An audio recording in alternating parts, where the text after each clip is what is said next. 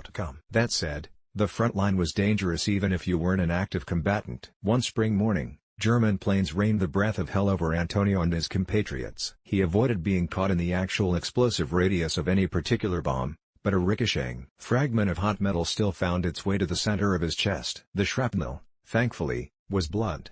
It fractured his sternum without piercing his chest wall. Even so, the propulsive energy translated through the bone and collided into his heart, silencing the muscle in an instant. Commotio cordis, medical jargon for a heart stopping from the sheer force of a blunt injury. The only treatment is defibrillation, a shock to restart its rhythm. No one knew that back then, though. Even if they did, a portable version of the device wasn't invented until nearly 15 years after the war ended. On paper, I shouldn't exist. Neither should my grandmother, or her brother, or my mother, all of whom were born when Antonio returned from the front line. That spring morning, my great-grandfather should have died, but he didn't. The way his soldier buddies told it, they found him on the ground without a pulse, breathless, face waxy and drained of color.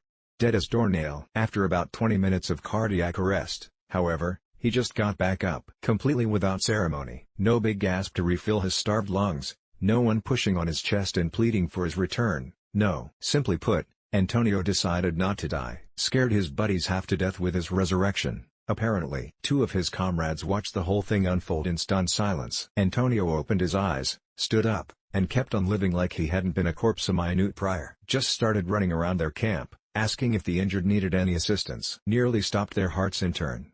He didn't even realize he had died. My great-grandfather came back tainted, though. His conscious mind didn't recognize it at first, but it was always there. You see, as I understand it, some small part of Antonio remained where the dead go, and the most of him that did return had been exposed to the black ether of the hereafter. He was irreversibly changed by it. Learned things he couldn't explain with human words. Saw things his eyes weren't designed to understand. That 1 in a billion fluke of nature put him in a precarious position. When he came back to life, Antonio had one foot on the ground, and the other foot in the grave, so to speak. Death seems to linger around my family.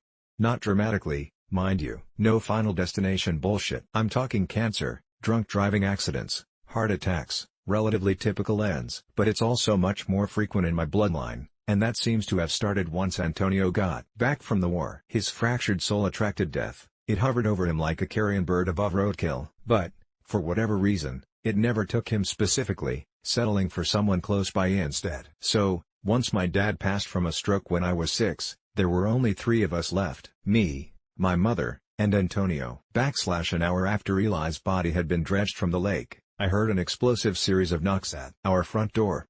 A bevy of knuckles rapping against the wood like machine gun fire. At that point,